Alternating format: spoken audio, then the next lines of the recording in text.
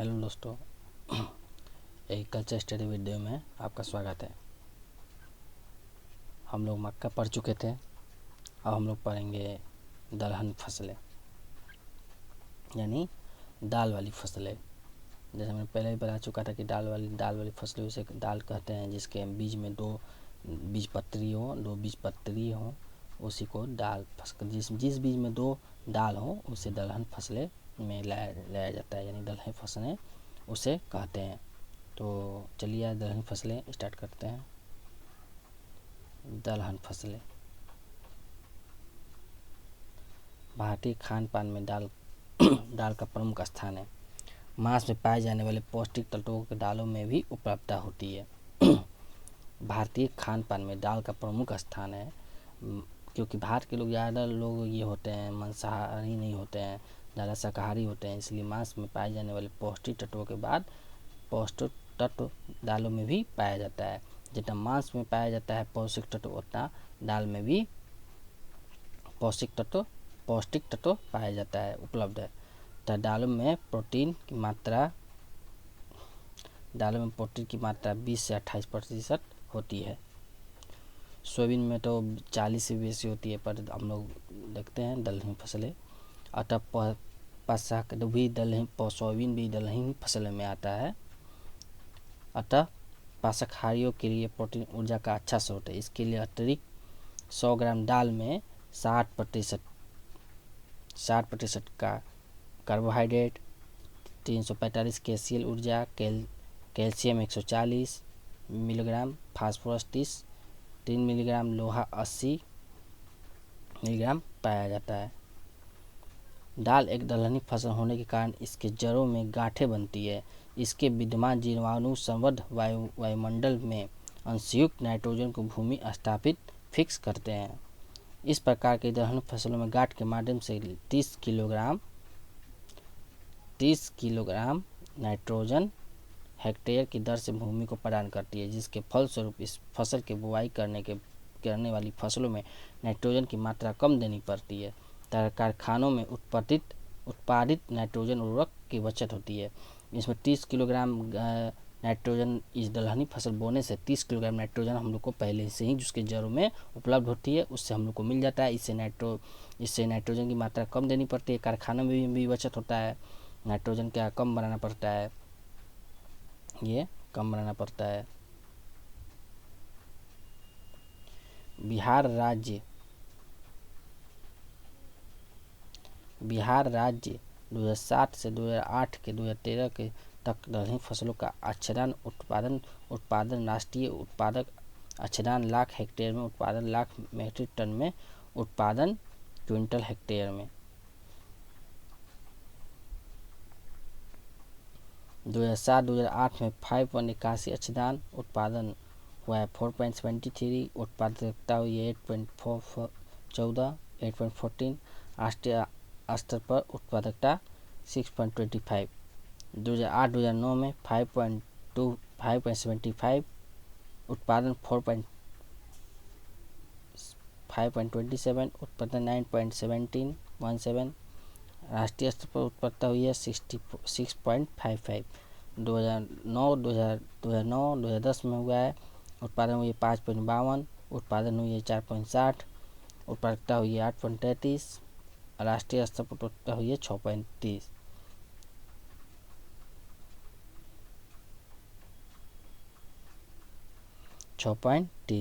हुई है। 2010-2011 में हुई है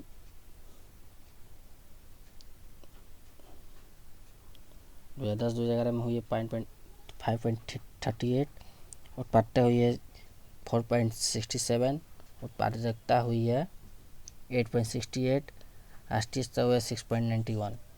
2012 में हुई है उत्पादन 5.24, उत्पादन हुई है 5.20। ये सब टन में है। उत्पादकता कहें क्विंटल में है, उत्पादन टन में है, अच्छादन हेक्टेयर में है। इसके लिए आप लोग देखिए, बता रहे हैं। राष्ट्रीय स्तर उत्पादकता 6.99 हुई है। 2012-13 में हुई है 5.16 हेक्टेयर। बिहार में हुई है बिहार उत्पादन में हुई है 5.43, उत्पादकता हुई है 10.52, राष्ट्रीय स्तर पर हुई है 7.89, 2013-14 में हुई है 5.00, उत्पादन हुई 5.22, उत्पादकता 10.44, राष्ट्रीय स्तर पर 7.64, औसत 5.31, उत्पादन 5.01, उत्पादकता 9.31, 6.93। औसत ये होता है कि कोई चीज़ का औसत निकाल लिया जाता है कि उसी से होता है औसत, ग्राफिक्स बोला जाता है उसको। बिहार में करीब 5.31 लाख हेक्टेयर में भूमि की दाल की फसलें भूमि की जाती है, खेती की जाती है, तथा 5.1 लाख हेक्टेयर में दलहन की उपज होती है। 5.1 मीट्रिक टन दलहन की उत्पादन होती है। इस उत्पादकता 9.3 क्विंटल हेक्टेयर, राष्ट्रीय उत्पादकता 6.9 क्विंटल हेक्टेयर में लगभग 3 क्विंटल हेक्टेयर अधिक रहा है। 2007-2008 में 2013-14 तक इस बात का घोटक है कि बिहार की मिट्टी जलवायु दलहनी फसलों के लिए उपयुक्त है तथा उत्पादकता बढ़ाकर दलहनी फसलों से गरीब एवं कमजोर वर्गों के प्रोटीन युक्त पोषित आहार प्रदान कर सकते हैं। देख रहे हैं हम लोग दाल के में सबसे महत्वपूर्ण होता है अरहर। अरहर यानी रहर भी कहा जाता है। इसका नाम है, बॉटनिकल नाम है कैजनस कैंजन मिल्स्प, कैंजुस कैंजन मिल्स्प। ये अरहर का पौधा है। ये आप चित्र देख रहे हैं, ऐसा ही अरहर होता है। आप लोग तो देखे ही होंगे अरहर, ऐसा ही अरहर होता है।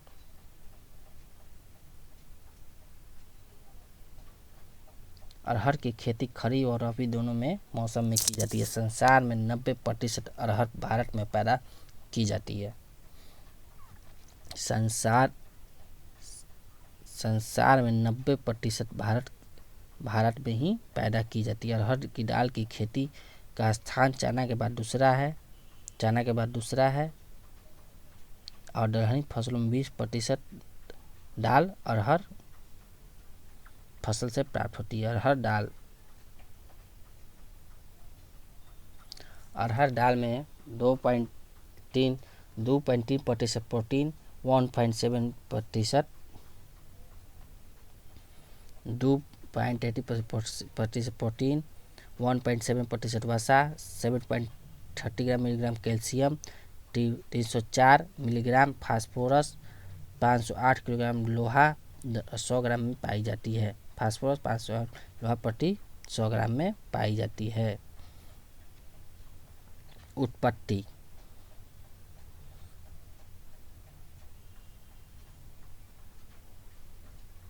अरहर मूल रूप से भारत में पाया जाता है। यह अफ्रीका में प्रवेश किया था। संसार के अन्य देशों में इसकी खेती की जाती है, खासकर उष्णकटिबंधीय तथा उष्णकटिबंधीय क्षेत्र में, पर्वतीय क्षेत्रों में जहां गर्मी पड़ती है में की जाती है। विस्तार क्षेत्र इसको कहा जाता है। अरहर की खेती में भारत में औसतन 36 लाख हेक्टेयर में करते हैं, जिसमें 27 लाख टन दाल में मिलती है, जो कि दलहनी फसलें में क्षेत्र में उत्पादन 15.6 तथा 18.6% है, जबकि बिहार में इसका औसतन क्षेत्रफल 21,531 हेक्टेयर है। 4.4% कुल दलहनी फसलें क्षेत्र का है तथा उत्पादन 36,836 मीट्रिक टन है। 7.65% कुल दलहनी उत्पादन होता है। बिहार में मुख्यतः पटना, गया, औरंगाबाद, जहानाबाद, लखीसराय, रोहतास, अरवल, नालंदा, भोजपुर, बक्सर, पश्चिम चंपारण तथा भभुआ तथा नवादा में इसकी खेती की जाती है। खेती के लिए उपयुक्त मिट्टी जान लेते हैं।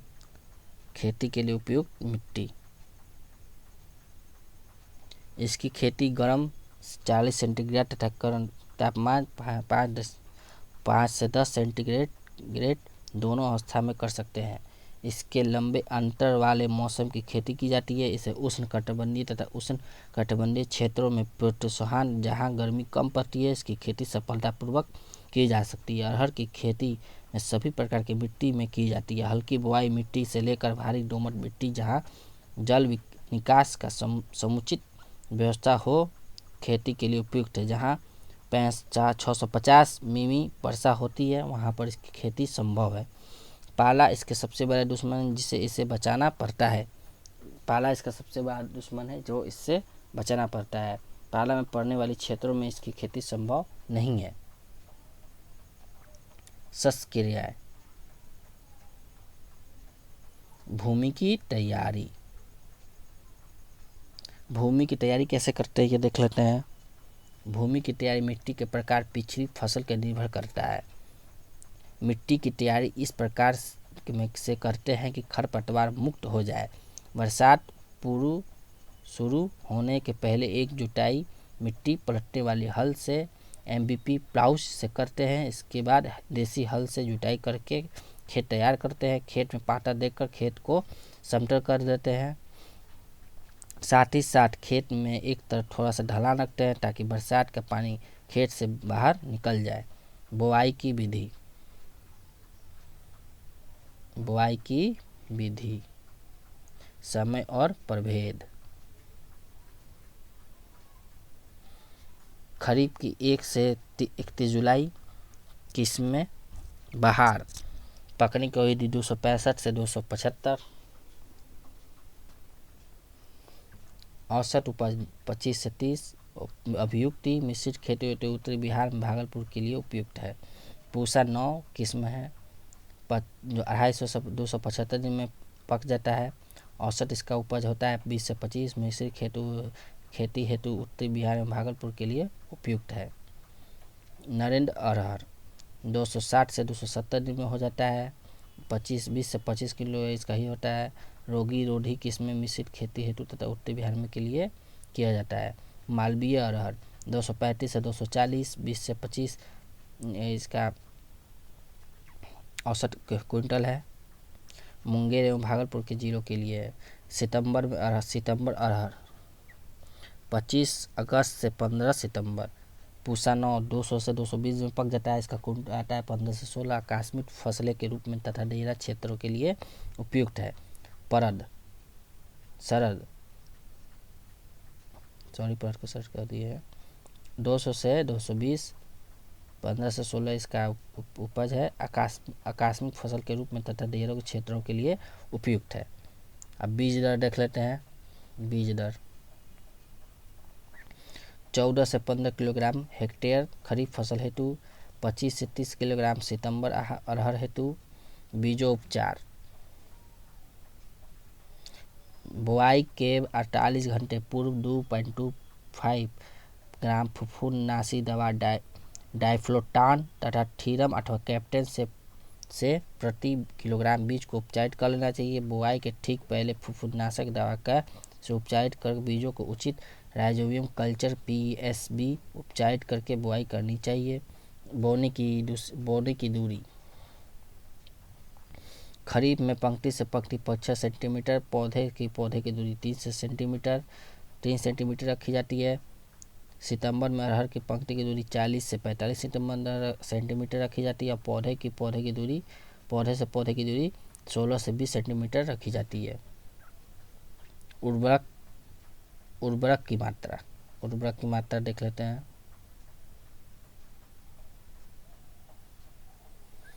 20 किलोग्राम नाइट्रोजन, 40 से 50 किलोग्राम सुफोर, 100 किलोग्राम DAP हेक्टेयर। सितंबर अरहर में हेतु उपयुक्त उर्वरक के लिए अतिरिक्त बुआई 25 से 30 दिनों के लिए बाद 10 किलोग्राम नाइट्रोजन से 20 किलोग्राम यूरिया हेक्टेयर। और प्रिवेशन की निकाई गुड़ाई के लिए भूमि जिंक सल्फर की कमी हो तो बुआई के समय 25 किलोग्राम हेक्टेयर जिंक सल्फेट का प्रयोग करना चाहिए। निकाई गुड़ाई एवं खरपतवार प्रबंधन। अरहर में 2 प्रकार निकाई गुड़ाई की आवश्यकता होती है। पहली निकाई गुड़ाई बुआई के 25-30 दिनों के बाद, दूसरी 40 से 45 दिनों के बाद करनी चाहिए।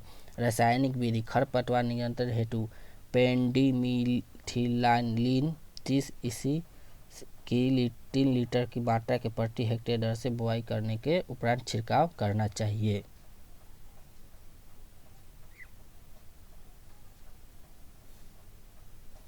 कीट एवं विधि प्रबंधन। अरहर में देख लेते हैं कीट विधि रोग, पिचकी स्लभ, पल्मी मोट। कीट विधियक रोग कारकों के नाम, एक्सिलास्टिस एटोमोसा, एक्सिलेटिस एटोमोसा। लक्षण, सुंडी फलियों के पहले छीलकर ऊपर सतह पर से खाती है, फिर फलियों में छेद घुस जाती है तथा खाती रहती है। इसका रख रखाव कैसे करते हैं ये देख लेते हैं। फसल में 0.2% कार्बरिल का छिड़काव करना लाभकारक होता है। मिथाइन पोर्थियान या फॉलिडॉल 2% धूल का छिड़काव करना चाहिए।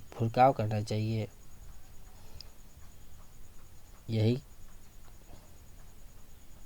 कीड़ा है, चित्र में देखिए रहे हैं, यही कीड़ा है।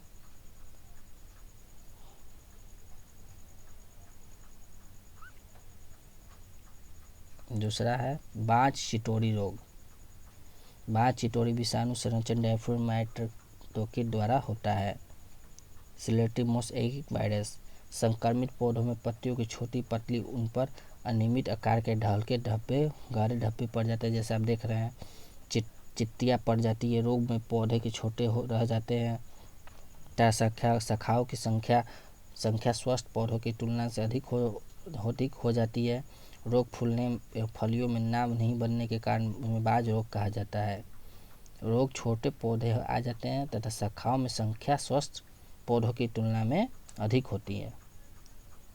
रोगों का उखाड़ कर नष्ट कर देने चाहिए। रोगी पौधों को उखाड़ कर नष्ट कर देना चाहिए। बीजों को फ्यूराडान जी द्वारा 3 ग्राम प्रति किलोग्राम बीज दर की उपचार करना चाहिए। फसल में आरंभिक अवस्था में केल्थेन या मैक्सिटोक्स 0.1% का छिड़काव करना चाहिए। यही चित्र है,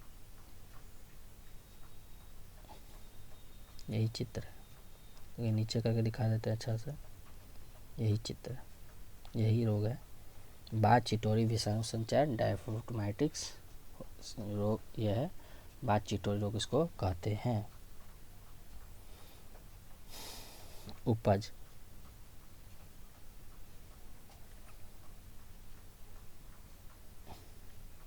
उचित प्रबंधन में खरीफ अरहर फसल में 20 से 25 क्विंटल दाल तथा रबी की फसल में 15 से 16 क्विंटल दाल प्रति हेक्टेयर प्राप्त होता है। कटाई एवं दौनी एवं भंडारण, जब 80% छीमी तक पक जाए तो फसल काट ले। 1 सप्ताह सूखने के बाद डंडे से झाड़ कर दाना अलग करना चाहिए। भंडारण के पूर्व बीजों को भली भांति सुखा लें। अच्छी तरह सूखे बीजों को एक ऐसे बर्तनों में सीड बिन में रखें जिससे हवा का प्रवेश ना हो सके। भंडारण के समय प्रति क्विंटल बीज 1 EDV एम्पूल डालकर बीज को वाले बर्तन को मुंह अच्छी तरह बंद कर देना चाहिए।